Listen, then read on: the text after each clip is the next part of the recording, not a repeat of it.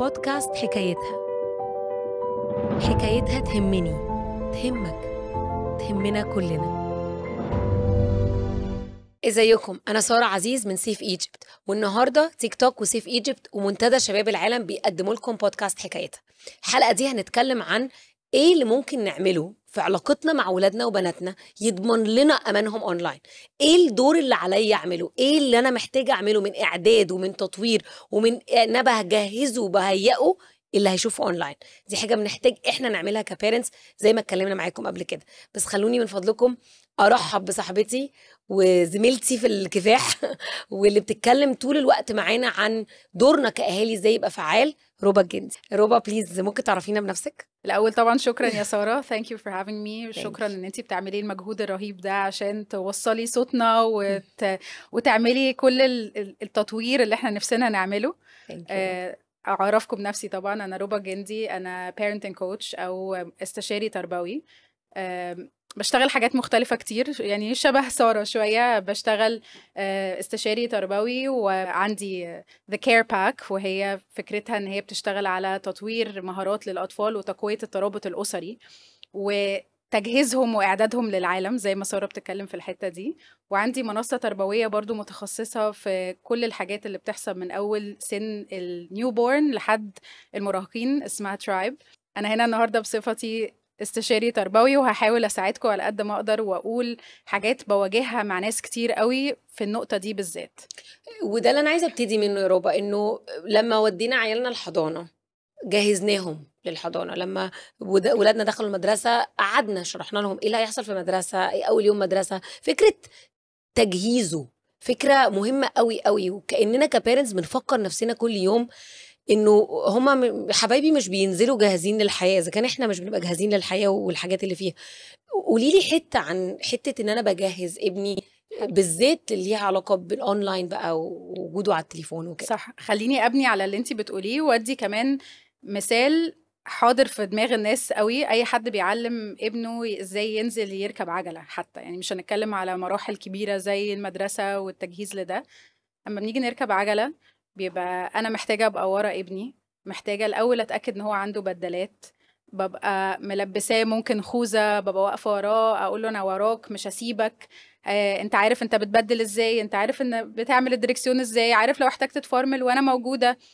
في تحضيرات كتيره قوي بتحصل وهو عارف ان انا موجوده، وعارف ان هو فاهم المعلومات اللي محتاجها، وعارف ان لو حصل اي حاجه لا قدر الله ملحوقه. نفس الفكر ده بالظبط احنا محتاجين نطبقه على التجهيز للاونلاين. اول مره بديله بقى الديفايس ده في ايديه، انا محتاجه اتاكد ان هو عنده المعلومات الكافيه اللي هو ايه اللي اتحط في ايديه ده، ايه المحتوى اللي مسموح له ان هو يشوفه. مثلا انت دلوقتي عندك سن كذا، فالمحتوى اللي مسموح لك هو بتاع سن كذا. مسموح لك عدد ساعات معين او وقت معين. انا هبقى بتاكد ان انت بتشوف الحاجات المظبوطه في الوقت المظبوط. مش هينفع قبل النوم، ومش هينفع اول ما بنصحى، بينفع في اوقات معينه في اليوم. صح. كل ده تجهيز لايه اللي متوقع منك، ومتوقع من الحاجه اللي انت هتشوفها ده بترتيب معين، بقوانين معينه مسموحه لنا. صح. بس عايزه اقول كمان حته هنا بشوفها مشكله احيانا بنقع فيها كبيرنتس، وهو انه لو انا عندي مثلا على التيك توك ينفع ابقى باكسس ابني عليه من 13 سنه، ما ينفعش انا اعمل له اكونت هو 10 سنين واكذب في معلومه ميلاده. لان ده انا بشوفه كتير قوي، انه البيرنتس يبقوا مدين اكسس لاولادهم على السوشيال ميديا، والايدج بتاع البلاتفورم مش سامح له انه يبقى موجود عليها، بس بنديها له ونستغرب قوي انه بيشوف محتوى غريب او مش سنه. القصة دي خطر جدا. هي مش بس على تيك توك طبعا، هي منتشرة جدا على بلاتفورم زي تيك توك، بس هي الفكر ده موجود في كل حاجة. صح. ان احنا بنفتكر ان احنا كده بندي ولادنا بقى ثقة واحساس جامد بنفسهم، ان هو كده بقى كبير، وان انت كده بقيت ممكن تشوف اللي انت عايزه، وانا بخليك تعمل اللي انت عايزه. لا، الحريه ما تجيش في حته زي دي. هو ممكن يبقى بالزن يا ربى برضو، ما الزن بقى، وده انا عارفه اني هنتكلم عنها بتاع ما كل اصحابي عندهم. معلش يا ساره ثانيه بس، احنا لو هو كان بالزن كان عايز يركب موتوسيكل، صح، ما كنتش هركبه مهما عمل في الدنيا. فانا أوي. دلوقتي بالوعي بتاع اللي بيحصل دلوقتي، وبالوعي بتاع المحتوى اللي ممكن يشوفوه، لا انا لازم ابقى عندي مرجعيه. ودي نقطه هنتكلم عليها كتير قوي. صح. لازم يبقى عندنا مرجعيه بنرجع لها لما نختلف. فهو لما يرجع يقول لي انا صحابي كلهم بيعملوا كذا، لازم يبقى انا عندي values، لازم يبقى عندي value system متفقين ان في قيم معينه في بيتنا بنمشي عليها. مثليها لي بقى يا ربا، يعني انا عارفه ان احنا عملنا ده في بيوتنا طبعا، واحكي لنا بقى عن بقعد قاعده يعني دي حاجه انا بحس انها مهمه قوي وفرقت قوي في بيتنا لما عملناها مع بنتنا. صح. وكانها وفرت علينا المقارنات ومشاكل كتيره بنواجهها، وكاننا بنرجع لمرجعيه اتفقنا عليها قبل كده. الدسكشن دي حصلت، مش بتحصل اون سبوت لما الموقف يحصل. صح. طبعا في خصائص كتيره قوي مهمه للمرجعيه او لفكره ان احنا نقعد نقرر ان احنا هنحدد الفاليو سيستم بتاعتنا. صح. اولا القعده دي هي ما حصلتش معايا كطفله، عشان بس أيوة. نبقى واضحين. أيوة. يعني دي مش حاجه كانت بتحصل بصوره انها حاجه احنا عارفينها. ايوه. مش ان احنا بنقعد نقول أيوة. بس معلش، بما ان الحاجات في المواقف اللي احنا فيها دي بقت بتستدعي ان احنا نجهز بطريقه فيها وعي اكبر وفيها تركيز احسن، فما فيش مانع ان احنا نقعد ونعمل القعده دي، وبجد بتفرق. صح. فكره المرجعيه دي او الفاليو سيستم اللي احنا بنقعد ونعمل بقى فاميلي ديسكشن، فاميلي ميتنج عليها، ان احنا بنقرر احنا كأسرة عندنا قيم معينه مهمه بالنسبه لنا. احنا بالنسبه لنا مثلا قيمه من القيم المهمه جدا بالنسبه لنا كأسرة، احنا مثلا الصحه. فاحنا عندنا مرجعيه قويه قوي هي دي حاجه بتفيد صحتنا ولا بتضر صحتنا، دي ما فيهاش سؤال. صح. ممكن تبقى الصراحه، ودي حاجه مثلا مهمه جدا طبعا. فاحنا we value honesty. فهل الحاجه دي احنا كنا صادقين فيها وعندنا صراحه فيها ولا ما كناش صادقين؟ وكده بقى في امثله كتيره قوي. الفكره في موضوع ان احنا نقعد نعمل الدسكشن ده ايه؟ اولا زي ما انتي قلتي، احنا مش بنعمله لما يحصل المشكله بالظبط، لان ده مش هينفع. أيوة. يعني هيبقى الطفل داخل مش عايز يسمع، والام متعصبه وبتحاول توصل معلومه معينه وبتتخانق، فمش هينفع. صح. هي لازم في قعده سلام، يا جماعه انتوا شايفين ان ايه الحاجات المهمه بالنسبه لنا كأسره؟ انا مهم بالنسبه لي 1 2 3، ايه رايكم في ده؟ ايه رايكم في ده؟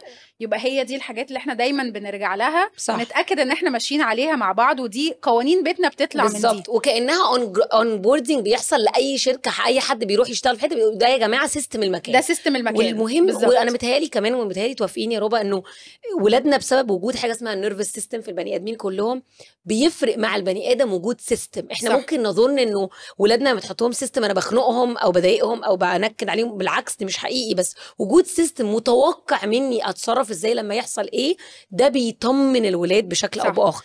فبنعمل القعده اللي فيها الفاليوز دي. صح. الفكره بتاعت اللي انت بتقوليه ده مهمه قوي، انه لازم يكون في خطوط عريضه. ايوه، اللي احنا بنعمل ايه في بيتنا. صح. مش معنى سيستم ان احنا روبوتس. ساعات ناس تتريق اللي هو انتوا عايزين الناس تبقى في بيوتها تبقى روبوتس ماشيين على سيستم. لا، هو في خطوط عريضه بايه المسموح وايه اللي مش مسموح. في طبعا مرونه كتيره قوي جواه، بس في الاخر في اطار عام، اطار بالظبط، في اطار وفي خطوط، عارفين ان ده الخط الاحمر هنا، ده صح. ينفع، ده فيه شويه فلكسبيليتي ممكن، لكن ده الاطار العام. نقطه مهمه قوي ليه دي حاجه مهمه ان احنا نعمل الفكره بتاعه القيم او المرجعيه، سواء بقى قيم بس او حاجات ليها مرجعيه دينيه عندنا في بيتنا، ان الموضوع ده بيخليني انا ما اكونش ضد ولادي في اي موقف. صح. ودي كل الفرق بيحصل من النقطه دي. صح. مش لما انت تيجي تقول لي كل اصحابي عندهم، انت بتدي الاكزامبل بتاع كل اصحابي عندهم أيوه. تيك توك، وقتها انا مش انا اللي بقول له لا. يعني انا مش واقفه بقول له وانا قلت لا او لا هي لا او كل بقى الطريقه دي. لا، احنا تعالى نرجع للمرجعيه بتاعتنا او السيستم بتاعنا او whatever it is. we value honesty. انت في سنك ينفع يبقى عندك تيك توك 11 سنه لا مش المفروض. لا مش المفروض. الرول هو اللي ما يمشي. الرول هو اللي بالزبط. الرول بتاع تيك توك بيقول انه لا. صح. وانا مش هقدر ادخل على الابلكيشن واكذب. صح. عشان الفاليو سيستم بتاعنا safety and I value health and I value honesty. انا صح. كل بقى القصه دي صح. فبتشيل الحديه بتاعت ان انا ضدك. هي انا I'm here to support. انا موجوده عشان ادعمك، موجوده عشان اتاكد ان انت في امان، اتاكد ان انت في صحه جيده، اعمل كل اللي اقدر عليه عشان اتاكد من الحاجات دي.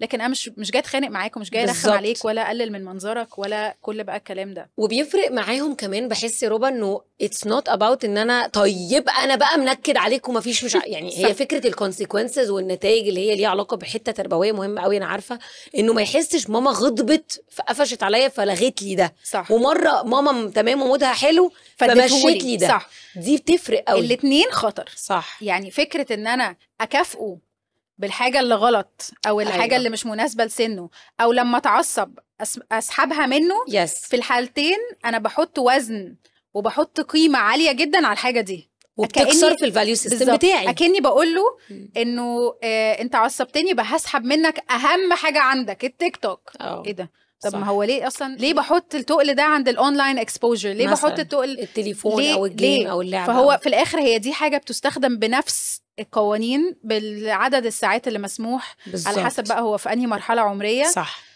ولا المكافأة تبقى بدي ولا العقاب يبقى بده، عشان في الآخر مش عايزة أحط الوزن ده بالطريقة مش مظبوطة اللي بتكبر بقى معاني غير سوية عند الأطفال. صح. إن أنا بقى ماليش قيمة من غير الأونلاين بريزنس بتاعي وماليش قيمة من غير كذا. فالحتة دي مهمة قوي.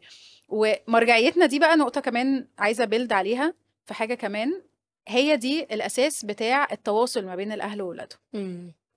فطول ما احنا عندنا مرجعية معينة هنرجع نتكلم عليها لما نختلف.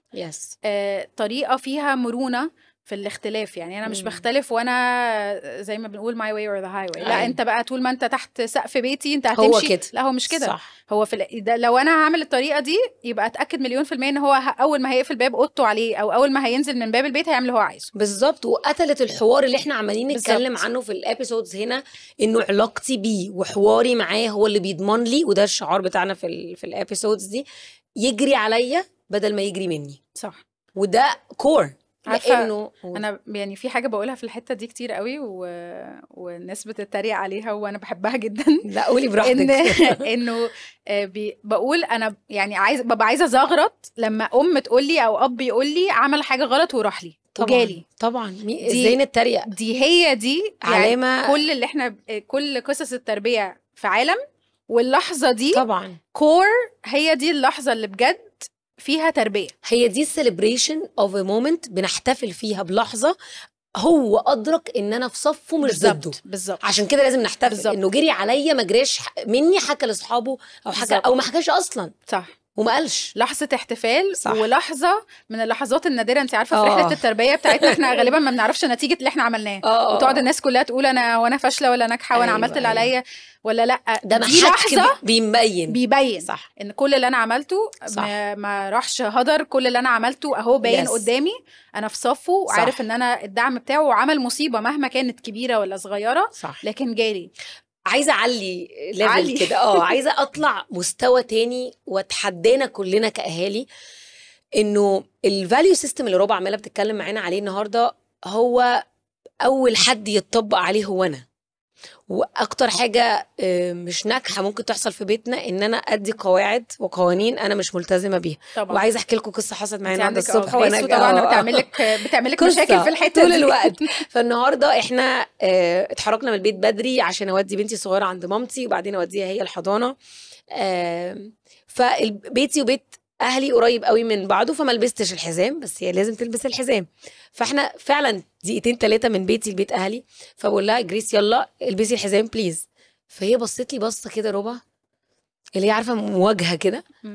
على فكره يا مامي انا بعمل اللي انت بتعمليه مش اللي انت بتقوليه، بتون كده عارفه اللي هي تحسيها 6:30 داخله على 16. انا فجاه حسيت اني بكلم 16 سنه. فقلت لها ايوه ماشي انا بقول لك انت مش لابساه وبتقولي لي البسه. انا بالنسبه لي رد جوايا ايوه انا دقيقتين مش هيحصل حاجه، بس هو honestly هو لو بتتكلم هي في المبدا هي صح. هي بتتكلم في مبدا ما انت بتقوليه هو دقيقتين مش هيحصل حاجه. طب ما هي دقيقتين ده ممكن يحصل لي ويحصل لك. وهي اللي ابتدت بقى تشرح اكتر. يعني انت لو فرملنا جامد ممكن تخشي في الازاز. ابتدت بقى تقول الحاجات اللي انا يمكن بقولها وبحذرها منها اللي ليها علاقه بامانها. وهنا انا عايزه اسال سؤال، فيني انا من الفاليو سيستم اللي بحطه في البيت؟ انت جاوبتي على السؤال. انت ملاحظه؟ ايوه صح. اني بعيشه. السؤال ده يعني يمكن ده الفاونديشن، يمكن هو ده الاساس بتاع صح. اي حاجه تربويه. هي جريس قالته لك. ايوه انا بعمل اللي انت بتعمليه مش اللي انت بتقوليه. صح. هم بيشوفونا وبيعملوا زينا، بيشوفونا وبينتقدونا على اللي هم بيشوفوه لما يلاقوا ان احنا بنديلهم قوانين مخالفه للي احنا بنعمله. صح. ده اساس كل حاجه. ما ينفعش ابقى بقول له مثلا احنا مش بنوري الحاجات البرايفت مثلا اونلاين، ما بنوريش حاجات القصص اللي هي فيها شيء من الخصوصيه. أيوة. ما بنصورش مثلا حاجات في بيتنا فيها حاجه ممكن تبقى بتضرنا لو الناس عرفت عنها، او حاجه تبقى فيها يعني حاجه برايفت مش مفروض حد يعرف عنها. وبعدين يلاقيني مش بعمل كده اونلاين، لكن ماسكه التليفون وبحكي عن حياته هو، وبحكي عن كل حاجه في خصوصياته هو، وبعمل أيوة. مش عارفه ايه، وبعدين بصور نفسي وانا بلبس، بصور نفسي في مرايه الحمام وبحطها. طب ايه ده؟ عكس المبدأ اللي اتكلمنا عنه، فبالتالي وهو ده اللي بيحصل. اه يعني زي ما انت حاسه ان انت وانت سايقه قدامك دقيقتين وانت مسيطره، بالظبط، فحاسه ان تمام، يعني انا مظبطه نفسي وانا صح. عارفه انه في الدقيقتين دول ان شاء الله مش هيحصل حاجه وكله كويس، صح. لكن قلقانه عليها. صح. ده بيبقى بالظبط احساس الاهل. انا يعني هيحصل ايه يعني؟ ما انا كويس، انا كبير مش انا هيجرى كبير، حاجه، هعرف اظبط نفسي، هعرف اظبط اموري، مش عارفه ايه. أيوة. لكن ما بناخدش بالنا ان هم قاعدين ما وراهمش حاجه تانية غير ان هم يراقبونا. بالظبط. قاعدين بيعملوا ايه؟ هم مش بيعملوا اي حاجه غير ان هي بتراقب انت بتحطي ايه ما بتحطيش ايه، بالذات بقى طبعا في سن المراهقين. طبعا انت بتحطي ايه ما بتحطيش ايه، بتتكلمي في التليفون بتقولي ايه، بتحكي طبعا. ايه عنه. ايوه، هو وايه المهم بالنسبه لك في وايه يومك، المهم اللي بالنسبه لك، وايه الحاجات اللي انت عايزه تشير، وايه الحاجات اللي اتاثرتي لما شفتيها عند حد شيرد ومش صح. عندك. كل صح. ده صح. عالم. ايوه، كل ده عالم هم ما وراهمش حاجه غير ان هم يراقبوه. صح. احنا مش واخدين بالنا وما بنراقبش نفسنا. واتخانقنا امتى مع بعض لما اتضايقنا من ايه؟ ودي حته انا بحسها برضو مهمه قوي تربويا، وليها علاقه جدا بالمساحه اللي بقت عندهم اونلاين. هو انه ايه اللي مهم، وشكلي صح. ايه، ولبسي ايه، وعندي ايه وما عنديش ايه. وزي ما انت بتقولي يا ربا، هو شايفني انا في يومي ايه اللي واخد قدر كافي من اهتمامي. صح. ولانه طبعا في ضغط مش قليل اللي اسمه ضغط الاقران اللي بنسميه، اللي موجود في الاوفلاين وفي الاونلاين. هو مراقب زي ما تقولي، هو بيراقب مش موحشه منه. صح. وقولي لي برضو رايك، هو بيراقب كانه في مراقبته ليا بيطمن ان اللي بقوله دوبل ينفع يتعمل. صح كده؟ لما انا اكون بقول على حاجات وانا مش بعملها، معناه ان انا بقوله على ستاندردز، او يعني حاجه انا طالبه منه يبقى في مستوى معين. المستوى ده انا نفسي مش عارفه اكون فيه. فانا بطلب منه ان هو يبقى احسن مني. بطلب منه ان انا لما اصحى انا هغسل وشي وهغسل سناني، لكن انت تقف تعمل لستة 12 حاجه. طب انت ما بتعمليهمش ليه؟ صح. انا اللي بوري لهم الحاجات دي ينفع تتعمل ولا لا. انا اللي بوري لهم اهميه الحاجات دي بتصرفاتي. انا اللي بوري لهم خطوره عدم التصرف بالطريقه دي او خطوره التصرف بالطريقه دي. وانا بوري لهم كمان النموذج بتاع نعمل ايه لو حصل الغلط، نعمل ايه لو حصل المشكله، بلجأ لمين، شافوني بحل المشكله ازاي. فالطريقه بتاعت حل المشاكل وطريقه ان انا اتفادى المشاكل كلها جايه مني. طب ممكن تقولي لي كده لو عندنا خطوات محدده زي ما كنا بنقول في اول بالظبط الابيسود ليه علاقه بتجهيزه للاونلاين؟ طيب. ايه اديني كده تيبس لينا كبيرنتس طيب. وهو داخل الى العالم الالكتروني. حلو قوي. اول خطوه انا محتاجه اشرح له الديفايس الجديد اللي هو هيمسكه ده ممكن يعمل ايه فيه ويستخدمه ازاي، وطريقه الاستخدام كجهاز. طريقه تفاصيل الجهاز ده. أيوة. من اول بقى زي ما بنقول المحتوى اللي ينفع يشوفه، المحتوى اللي ما ينفعش يشوفه، الابلكيشنز اللي ينفع يستخدمها والابلكيشنز اللي ما ينفعش يستخدمها في المرحله دي، عدد الساعات، كل بقى التفاصيل بتاعت القصه دي. وكمان محتاجه اشرح له لو في اي خطوره من اي حاجه. فمحتاجه اشرح له مثلا لو هيدخل في عالم السوشيال ميديا عشان هو بقى مثلا مراهق وبقى عنده اكاونتس وكده، ايه الحاجات اللي ينفع ان هو يكون بيحطها على السوشيال ميديا، وايه الحاجات اللي ما ينفعش يحطها. ايه الحاجات اللي ما ينفعش تو شير عشان فيها مشكله في البرايفسي او في الخصوصيه. ما ينفعش مثلا تو شير باسورد، الحاجات البديهيه بالظبط. بس احنا محتاجين نعلمها له. مش شرط تبقى بديهيه ليه. بالظبط. فانا محتاجه اقولها مش شرط تبقى بديهيه لينا. على فكره في ناس تتفاجئي ان هم عملوا الغلطات دي وحصل لهم مشاكل كبيره قوي. صح. ما ينفعش تو شير مثلا الباسورد بتاعتك. ما ينفعش تو شير حاجه في البيت فيها خصوصيه، واقول له ايه الحاجات اللي انا شايفه من وجهه نظري انها فيها خصوصيه. ما ينفعش تصور مثلا محتوى في اوضه النوم. احنا لما بنعزم ناس عندنا في البيت بندخلهم على الليفينج روم، بندخلهم على الريسبشن، ما بندخلش اوض نوم. صح. فما ينفعش محتوى بتاعك يبقى في الحته دي. كنتي بتقولي حته من شويه واحنا بنتكلم ليها علاقه بانه انا بقى مش وحشه مني ومش سخافه مني، هبقى عندي كنترول كبيرنت كأهل للاكونت بتاعك، للحساب بتاعك. هجيلك في النقطه دي في تسلسل الاحداث، لان دي اخر خطوه واهم خطوه طبعًا. في الاخر. طبعا. فبعد ما هديله كل المخاطر، الحاجات اللي هو اتاكد انت ما تعملهاش، حته مثلا ما تبقاش بتصور وانت في اوضه النوم. التصوير مثلا لو هتصور كونتنت يبقى لازم تبقى لابس لبس ديسنت زي ما بتقابل الناس انت بيهم. ده يعني اكنك بتصور في مش الشارع، مش ورا الكاميرا انت مش بالظبط. ما ينفعش تبقى بتصور حاجه في اوضه النوم، ما ينفعش تبقى لابس البيجامز ونايم في السرير كل بيت بقى ليه قوانينه. يعني في ناس ممكن تسمح بحاجات، ناس تانية ما تسمحهاش. وافتح معاه بعد كده بعد الخطوه دي لغه حوار، يعني ممكن الدايلوج ده او النقاش ده ينتهي لو عوزت تراجع معايا اي حاجه بتعالي لي، لو شفت اي حاجه مخالفه للي احنا بنقوله ابقى تعالى ونشوفها. انا مستعده اسمع، انا معاك، ابقى تعالى ونراجع، yes. ابقى تعالى ونفكر واسالني. مفيش مانع خالص ان انا افهمه ان انا ما عنديش كل الحلول، صح. على فكره صح. تعالى نبقى نشوف مع بعض، ولما تلاقي حاجه غريبه تعالى نعمل ريسيرش عليها ونشوف صح. راينا فيها ايه ونرجع لمرجعيتنا yes. اللي هي اساس كل حاجه. المهم في النقطه دي هو الحوار اللي هيحصل بعدها وفكرة ان انا اديت له مساحة ان انا الشخص اللي ترجع له طول الوقت ده هيديلي مساحة لان انا ابني مهارات كتيرة قوي مهمة جدا. ببني مهارة مثلا زي مهارة الكريتيكال ثينكينج او التفكير النقدي، بخليه يفكر في المحتوى اللي بيتعرض عليه. أيوة. زي ما احنا بنتعلم مثلا انه مش كل حاجة بنشوفها في الاخبار دي حاجة مظبوطة، مش كل حاجة بتتقلي اونلاين، ومش كل حاجة بشوف ان حد بيعملها، مش كل حد مثلا بيعمل حاجة وبيوريها لي اونلاين ده نموذج عن حياته او مثال لحياته كلها صح. ده هي ال10 دقايق اللي قرر يوريني هو بيعمل ايه ورالي ده، بس ده مش معناه ان ال24 ساعة شكلهم عامل كده. بعلمه هو بقى المهارة دي، انه تفتكر ده فعلا يوم وشكله عامل كده، تفتكر الشخص ده بيقولك المعلومة ليه دي، اختار يقولك المعلومة دي عشان عايزك تعمل حاجة معينة ولا عايزك تفكر بطريقة معينة. ازاي ابقى بطابق المعلومات، ازاي ابقى بشوف مثلا عندي دايما سورس او مصدر المعلومة موثوق فيه، فهل المصدر ده هو احسن مصدر تاخد منه المعلومة دي ولا لا، طب تعالى نشوف مصدر تاني موثوق فيه. فبعلمه المهارة اللي هي يمكن هتكمل معاه في حياته اكتر مني. أيوة. يعني هي دي الاساس هو بتاعه، هو عامه للحياه بالظبط في كل حاجه يعني. اعلمه مثلا مهاره زي مهاره الاحترام. يعني هي دي حاجه برضو بتيجي في الحته دي عشان أيوة. انا ازاي هحترم الاونلاين بريزنس بتاع اي حد تاني، التواجد التواجد على التواصل الاجتماعي بالظبط.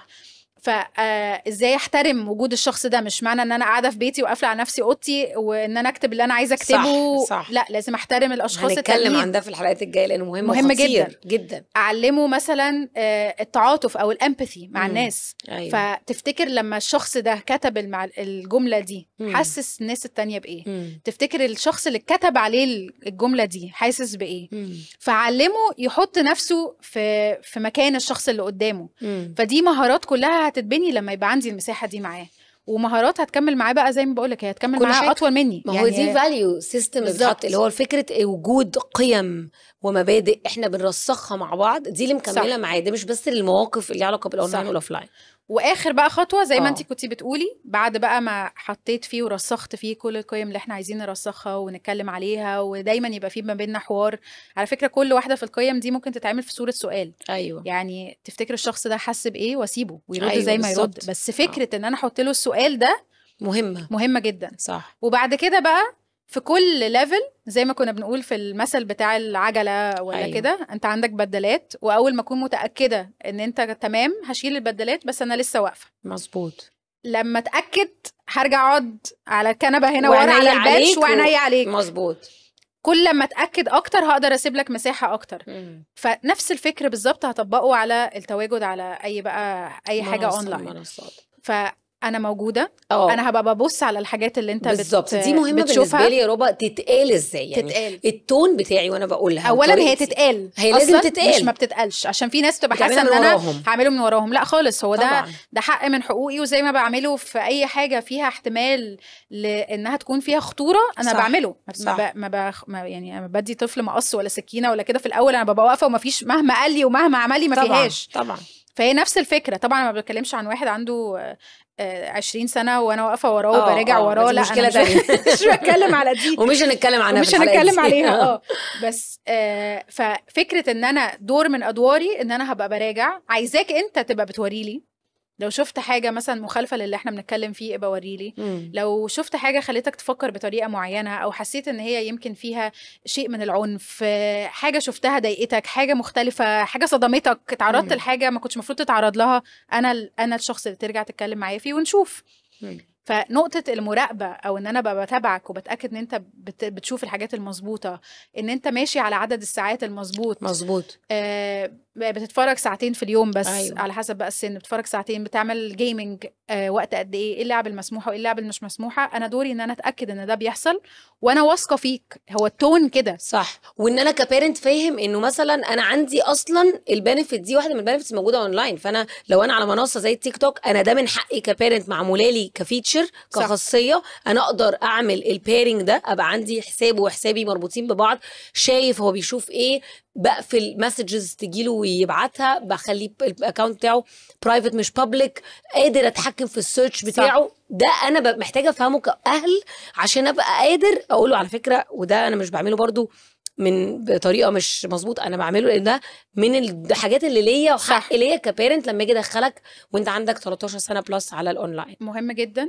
وفي نقطه مهمه جدا بقى احنا ما اتكلمناش فيها، ده خلف الكواليس يعني. أيوة. مننا كاهل احنا محتاجين نعرف هو بيدخل على ايه. احنا أيوة محتاجين نذاكر. يعني عارفه اللي انت بتقوليه على تيك توك ده الاهالي كلها ما تعرفوش.